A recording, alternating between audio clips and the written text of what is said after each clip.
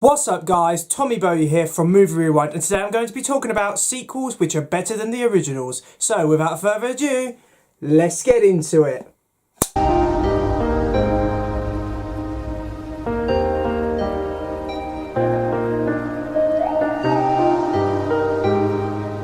Film sequels can be extremely difficult to do, especially if the original film is such a success with fans and critics.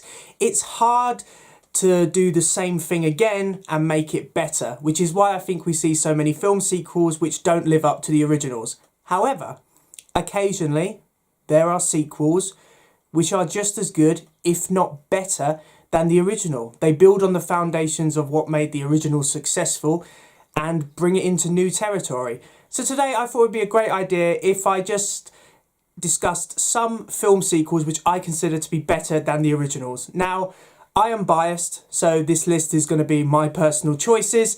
I've picked films which I think are better than the originals. They're not necessarily the most famous examples, but they're ones that I consider personally better than the originals. So anyway, let's get on with this video. The first film I've selected might be an obscure one for some people, and that is Gremlins 2: The New Batch, the sequel to the cult classic Gremlins. Now, I adore the original Gremlins film. It's a great festive comedy horror film with some really well done puppetry and good performances.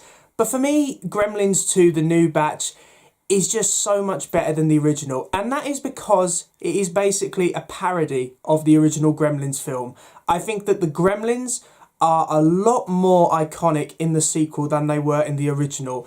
Clearly, with the puppetry and the designs of the Gremlins, they decided to go full out and make some very unique designs. There's so many different unique Gremlin designs in Gremlins 2. I like all the satire that they go with. They poke fun at the original Gremlins and the rules and how they don't make a lot of sense. And they poke fun at movies more generally, which I think is just, it's a great satire film. You know, this Gremlins 2 is an early example of a meta film, and I think it works very well. I think it was underappreciated when it was actually released. It underperformed at the box office. But I think it's great that director Joe Dante, who was given full creative control for this film, decided to just do something different, and Gremlins 2 really succeeds in that. I think it's great that the original cast return. Zach Galana and Phoebe Cates are great in their roles. And obviously, I just think that this film is just walls-to-walls insanity. There is even a point halfway through this film when the Gremlins decide that they don't want to show the film anymore, so they just take it down, and Hulk Hogan has to convince them to put the film back on. It's stuff like that which really does make this film memorable and stand out. So for me, Gremlins 2, it builds on the foundations of the first film, and it also offers something incredibly different, because it could have been very easy to just make a sequel to Gremlins which is kind of just the same as the original, but they decided to do something different, and in my opinion, it's that uniqueness which makes Gremlins 2: The New Batch that much better. The Dark Knight, the sequel to Batman Begins. Obviously, I was going to pick this one because The Dark Knight is one of my favourite films. Now, Batman Begins was a really strong Batman origin film, and it could have been very difficult to make a film which was just as good as Batman Begins, but Christopher Nolan did it with The Dark Knight, and he only didn't make a film which was just as good, he made a film which was even better. The Dark Knight is well directed, it's well paced, it's got a great story. Obviously, the standout performance is Heath Ledger as the Joker. He brings such a menacing and complex performance to that character, and I adore Joker in literally every scene he is in this film. The Dark Knight is one of those films in which, in my opinion, the villain actually wins. Joker is able to turn Harvey Dent into Two-Face, and Batman's legacy is disgraced because he has to take the blame for Harvey's crimes. So I think that The Dark Knight is a very emotional film. It's just one of those films that flies by. The pacing in this film is amazing. It really does feel like time flies by when you're watching it. And some of the scenes, in my opinion, showcase the best acting I have ever seen in any film, especially the interrogation scene between Batman and Joker. Christian Bale and Heath Ledger, I could watch that scene again and again. It captures the relationship between Batman and Joker so perfectly. And I don't think they're ever going to top that kind of rivalry between a Batman and Joker on the film screen. So for me, The Dark Knight, it built on the foundations of Batman Begins, and it did it so much better. Another sequel that I think is better than the original is Spider-Man 2. Now, I adore the original Spider-Man film. It's my favourite Spider-Man film of all time. But Spider-Man 2 is a better film.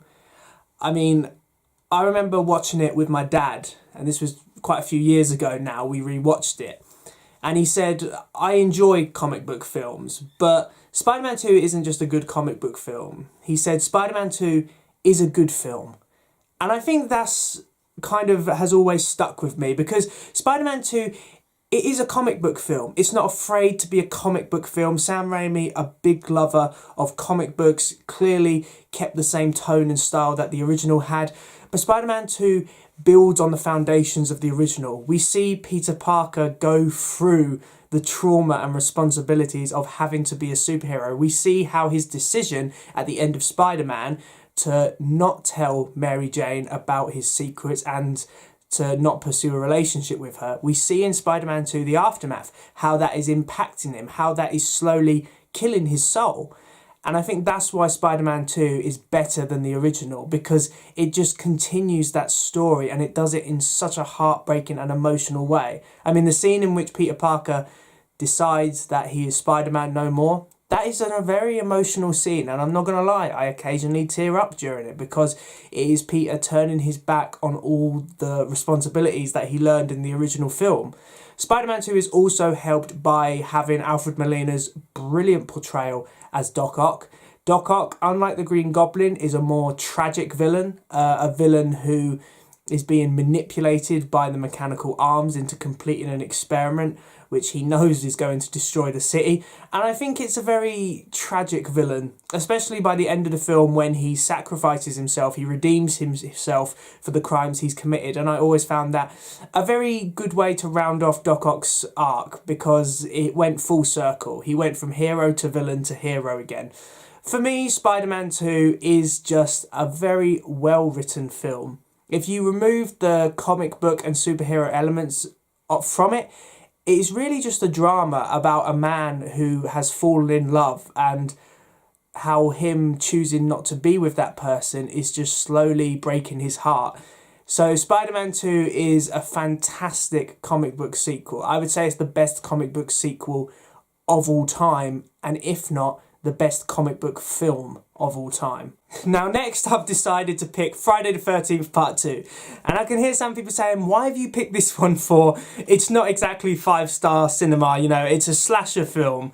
But for me, Friday the 13th Part 2 does everything that a sequel should do to be better and more memorable than the original.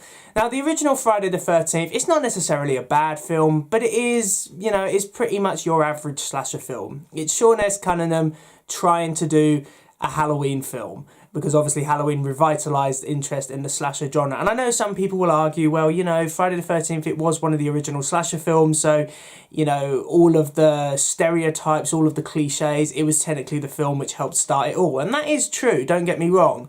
But for me, Friday the 13th Part 2 does everything that a sequel should do. It builds on the foundations of the first. It has more gruesome deaths, it has more interesting characters, and it has a better killer. Now, I don't mind Mrs. Voorhees in the original Friday the 13th. My only issue is she only turns up at the last 20 minutes. Before then, it's kind of a mystery whodunit kind of slasher film. With Friday the 13th Part 2, it's confirmed pretty early on that it is her son, Jason Voorhees, who is the killer. I think Jason's look in this is very scary. The bag head look, while it's not as iconic as the hockey mask, I do think that it's a very intimidating and creepy look. I think that Friday the 13th Part 2, it does have a better lead character, you know, than the original. And don't get me wrong, I didn't think that the original lead, Alice, was that bad. But I do think that Ginny is just a better protagonist to have. And I think she's a better actor as well. Plus, this film has some really intense chase scenes, especially the final chase between Ginny and Jason. I think it's a chase scene which goes on for about 10 minutes, and to be honest, after 10 minutes you could lose any momentum and fear that you have, but they keep it interesting. So for me, Friday the 13th Part 2, while it's not necessarily a film you would think of when you think of a sequel which is better than the original, I think that it just does such a better job than Friday the 13th, and it's the film which, in my opinion, made Friday the 13th a franchise that would live on forever. And the last sequel that I consider better than the original, and it is a more modern film, it is Smile 2. Now, I have a confession. I saw Smile 2 before I saw the original Smile. I saw it in cinemas last October, and I was blown away because it is, and I'm someone who watches quite a lot of horror films, but this was a horror film which actually scared me. And that's when I know it's a good film. Smile 2 is creepy. It's unsettling. And the main reason I think that it's better than the original Smile film is because it does have a better lead character. Naomi Scott brought Sky Riley to life. This very complex character, a recovering drug addict who is determined to put that behind her and carry on with her life. And she is just a very interesting character, and you love seeing her mind unravel throughout the course of this film. This film has some of the best directing I have seen in any horror film, and if I had to pick out a scene to say to people, this is why the directing is so good in this film, it is the car scene with Sky Riley and her boyfriend Paul Hudson, because it goes from shots of POV to then the camera swinging back and forth. And as they're driving, you know that something is going to happen. You know that they're going to crash this car. And you're on the edge of your seat. And my heart was in my mouth because you just know that something is going to happen. And that's when you know the directing is good. That's when you know the director knows what he's doing, because he's building the intensity. He's building the suspense. You're waiting for it to happen. For me, Smile 2 does everything that the original did. It's got good jump scares. It's got a very creepy tone.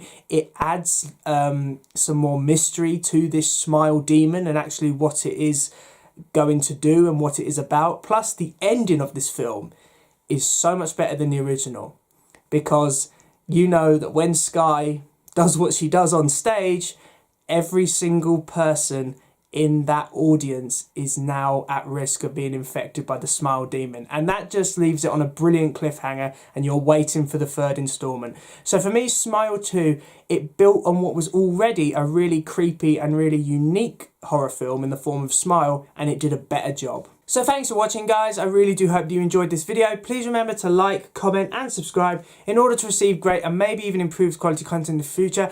Please feel free to comment down below sequels that you consider better than the originals. I understand that some of my choices were not necessarily ones which people would automatically think of, but they're films that I consider to be better than the originals. So please feel free to comment down below. I always enjoy hearing your opinions, and I will see you in another one. See ya!